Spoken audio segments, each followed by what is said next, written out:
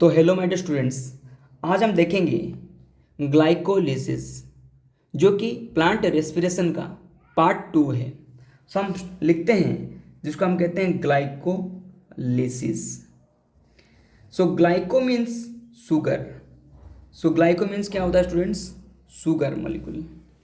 तो ये जो ग्लाइको मीन्स होता है शुगर एंड लाइसिस का मतलब होता है ब्रेक डाउन। क्या होता है? Break down. So sugar molecule basically हम कंसिडर करते हैं ग्लूकोज मॉलिक्यूल का ब्रेक डाउन होता है, तो उसे हम क्या कहते हैं? उसे हम कहते हैं ग्लाइकोलाइसिस।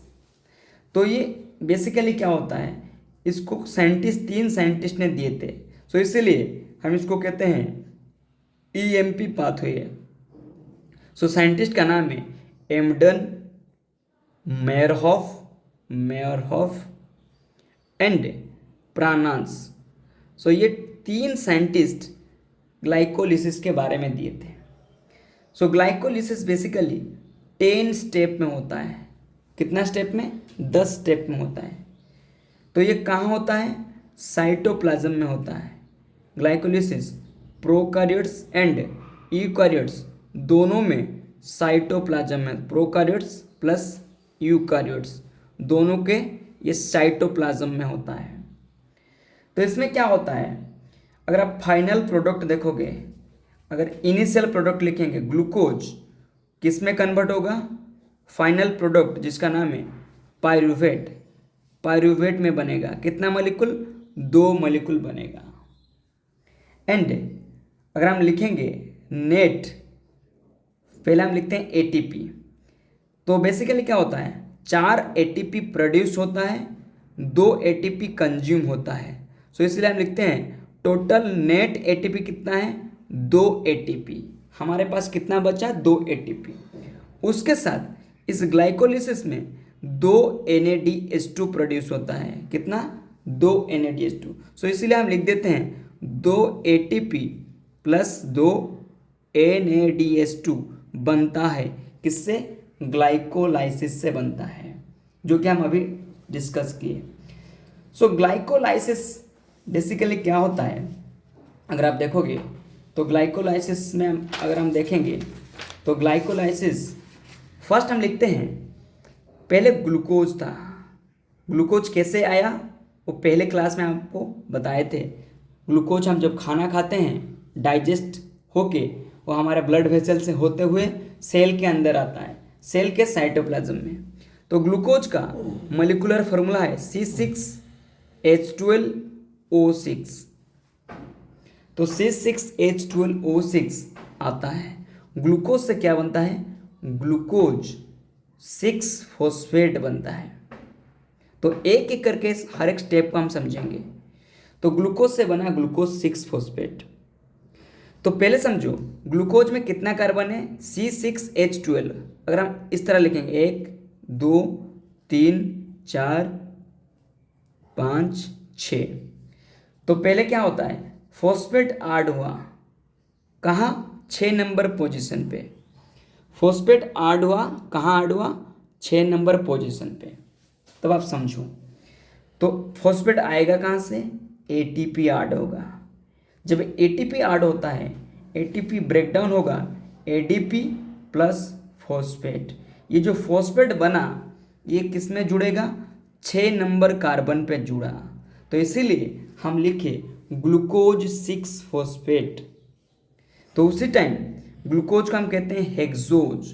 तो हेक्सोकाइनेज, जहाँ पर एटीपी की बात आता है तो वहाँ पर हम क्या ऐड कर देते हैं? काइनेज। तो आपका एंजाइम का नाम हुआ हेक्सोकाइनेज, जो कि मैग्नीशियम कोफैक्टरनेट करता है। तो सेकंड आता है ग्लूकोज 6 फॉस्फेट कन्वर्ट होगा किसमें? फ्रुक्टोज 6 फॉस्फेट में। फ्रुक्टोज 6 फॉस्फेट में। तो फ्रुक्टोज ग्लूकोज का एक आइसोमर है, तो इसीलिए हम क्या लिखेंगे?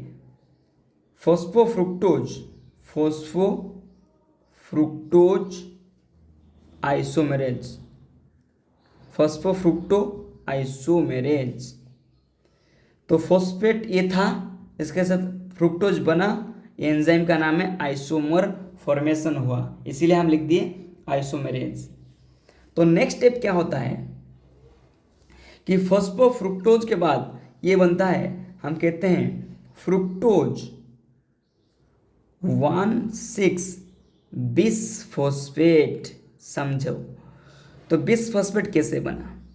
तो पहले 6 नंबर पे एक फॉस्फेट था, तो 6 नंबर पे फॉस्फेट था, अभी कितने नंबर पे है, 1 नंबर पे। तो टोटल 6 नंबर एंड 1 नंबर। जब 2 फॉस्फेट एक साथ प्रेजेंट होते हैं तब हम वर्ड यूज करते हैं बिसफॉस्फेट। तो फ्रुक्टोज 6 फॉस्फेट से क्या बना, फ्रुक्टोज 1,6 बिसफॉस्फेट। फॉस्फेट कहाँ से फिर आएगा, फिर एटीपी, एडीपी बनाएगा, उसके साथ एक फॉस्फेट देगा, वही वाला फॉस्फेट फिर किस में ऐड होगा, तो पहला कार्बन में। अभी कितने कार्बन में ऐड हुआ, ये 6 नंबर, ये 1 नंबर, तो इसीलिए हम लिखते हैं फ्रुक्टोज 1,6 बिसफॉस्फेट। तो यहाँ पर क्या एंजाइम होगा, एंजाइम हम देखेंगे तो एटीपी आ रहा है, सो फॉस्फोफ्रुक्टोकाइनेज, फॉस्फोफ्रुक्टोकाइनेज, क्योंकि एटीपी की बात आ रहा है तो इसलिए हम लिखे काइनेज। तो नेक्स्ट क्या होगा, ये जो फ्रुक्टोज 1,6 बिसफॉस्फेट है ये कितने कार्बन का है, अभी भी ये 6 कार्बन का है, क्योंकि ग्लूकोज 6 कार्बन का था। अभी ये ब्रेकडाउन होगा, ब्रेकडाउन होके 2 मॉलिक्यूल में ब्रेकडाउन होगा। तो 2 मॉलिक्यूल क्या होगा, एक बनेगा PgAl जिसको हम कहते हैं पागल, दूसरा बनेगा DHAP जिसको हम कहते हैं ढाप। सो पागल जो होता है, हम देखते हैं पागल को हम कहते हैं अल्डिहाइड, जिसका नाम है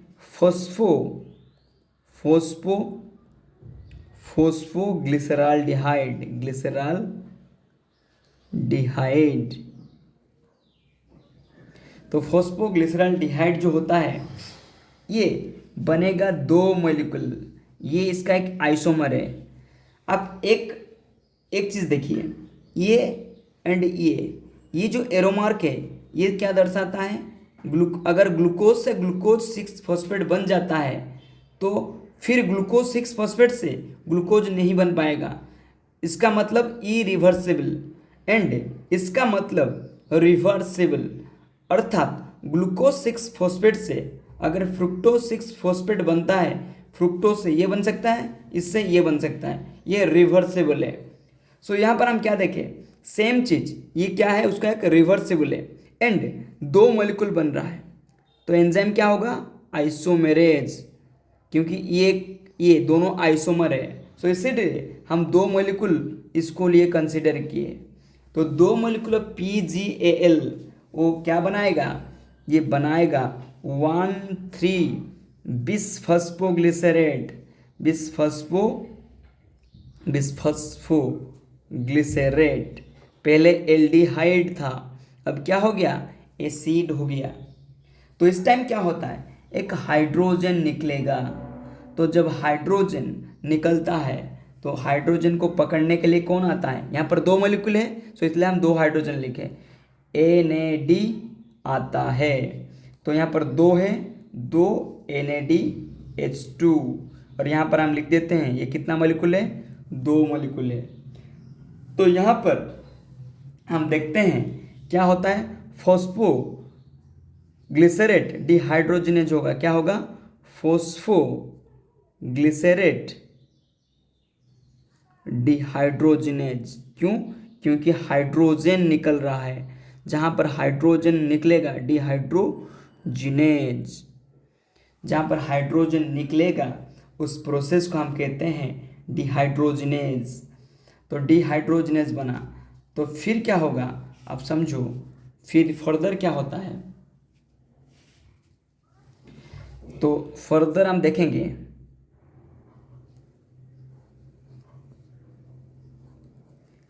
तो फर्दर 1,3 बिसफॉस्फोग्लिसरेट एंड 1,3 कैसे बना स्टूडेंट्स, क्योंकि पहले फॉस्फोग्लिसराल्डिहाइड था, सो फॉस्फोग्लिसराल्डिहाइड से आपको एक फॉस्फेट था, कहाँ था, 3 के पास था, फिर 1 के पास ऐड हो गया। सो इसलिए हम लिखे इसको हम क्या लिखे 1,3-बिसफॉस्फोग्लिसरेट। समझ में आया? इसको हम 3-फॉस्फोग्लिसराल्डिहाइड भी कह सकते हैं। तो फिर एक के पास ऐड हो गया।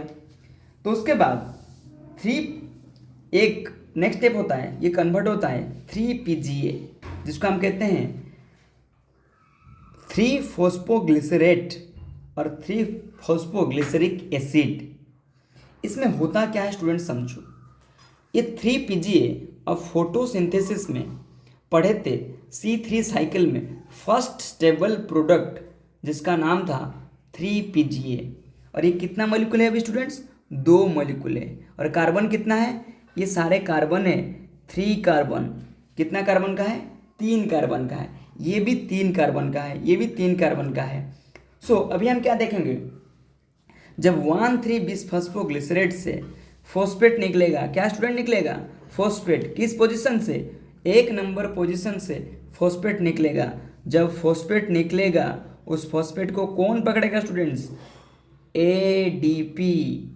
एडीपी के साथ फॉस्फेट ऐड होके क्या बनाएगा स्टूडेंट्स? एटीपी। सो यहाँ पर 2 थे, सो इसलिए हम 2 मेंशन कर दिए। सो हमारा क्या बना? 3PGA बना। तो आप देखो हम यहाँ से लिखते हैं 3PGA, किसके बाद लिखेंगे? 3PGA अर्थात 3-फॉस्फोग्लिसरेट, जो कि 2 मॉलिक्यूल था। तो उसको हम फिर क्या करेंगे? उसी से फिर क्या बनेगा? 2PGA। तो यहाँ पर क्या होता है, मान लो 1 2 3, मान लो 3 के पास फॉस्फेट था, यहाँ पर लिख देते हैं 3 के पास फॉस्फेट था। ये फॉस्फेट को हम कहाँ ट्रांसफ़र किए? 2 के पास, और कुछ चेंज नहीं किए। 3 से हम 2 के पास चेंज कर दिए। तो यहाँ पर एंजाइम होगा जिसका नाम है म्यूटेज। क्या नाम होगा? म्यूटेज। सो इस एंजाइम के प्रेजेंस में 3 से बन गया 2PGA। जब 2PGA बनेगा तो फिर ये क्या होगा, यहाँ से फिर बनेगा PEP। यहाँ पर आएगा एंजाइम इनोलेज, और यहाँ पर वाटर मॉलिक्यूल ऐड होगा। क्या ऐड होगा? वाटर मॉलिक्यूल ऐड होगा, इनोलेज। यहाँ पर वाटर मॉलिक्यूल का एडिशन होता है। क्या बना? फॉस्फोइनल पाइरुवेट। ये सारे 2 मॉलिक्यूल है, फॉस्फोइनल पाइरुवेट। तो फॉस्फोइनल पाइरुवेट बना। तो नेक्स्ट क्या होता है, फॉस्फोइनल पाइरुवेट से अभी क्या होगा, फिर फॉस्फेट निकलेगा। जब फॉस्फेट निकलेगा तो क्या होगा, उसको एडीपी पकड़ेगा। एडीपी के साथ फॉस्फेट ऐड हुआ, बनाएगा एटीपी। यहाँ पर 2 कर देते हैं, तो ये बनेगा पाइरुवेट, क्योंकि यहाँ से फॉस्फेट निकल चुका है। तो ये कितना मॉलिक्यूल स्टूडेंट्स? 2 मॉलिक्यूल। और जहाँ पर क्या बनेगा, जहाँ पर एटीपी बन रहा है, तो हम उसको एंजाइम लिखेंगे क्या? फॉस्फोइनल पाइरुवेट, या लिखेंगे फॉस्फोइनल पाइरुवेट काइनेज। फॉस्फोइनल और फॉस्फोइनल पाइरुवेट काइनेज। इसमें क्या होता है, जहाँ पर एटीपी सीधा बनेगा, याद रखो, जहाँ पर एटीपी सीधा बनेगा उसको हम कहते हैं substrate level phosphorylation. Substrate level phosphorylation, इसका मीनिंग क्या होता है कि सीधा सबस्ट्रेट से एटीपी बनता है। हम देखें 2 जगह, अगर आप देखोगे 1,3-बिसफॉस्फोग्लिसरेट से बना 3PGA, वहाँ पर सबस्ट्रेट लेवल फॉस्फोराइलेशन हो रहा है। एंड PEP से जब पाइरुवेट बनता है वहाँ पर भी क्या हो रहा है, वहाँ पर भी सबस्ट्रेट लेवल फॉस्फोराइलेशन होता है। तो स्टूडेंट्स आप पूरे डायग्राम को अच्छे से देख लीजिए और उसका आप स्क्रीनशॉट ले लीजिए। सो आई होप आप सबको जो ग्लाइकोलिसिस बड़े डिटेल में समझ में आ चुका होगा।